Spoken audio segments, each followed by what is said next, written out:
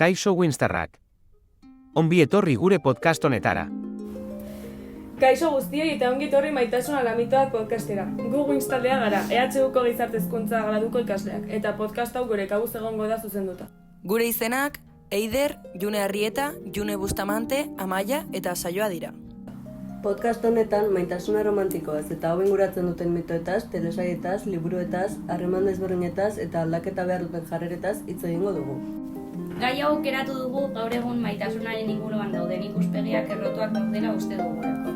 Eta podcast honen bitartez gure ikuspegi kritikoa azaleratuko dugu.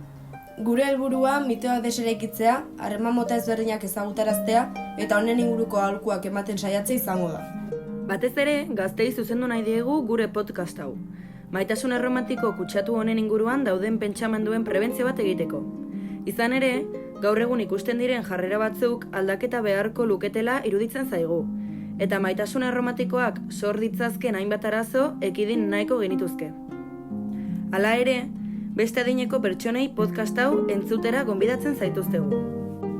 Bukatzeko gure helburua ostiralero atal bat igotzi izango da, baina informazio gehiago jasotzeko gai honen inguruko Instagram kontua dugu, @Winstaldea. Hurrengora arte!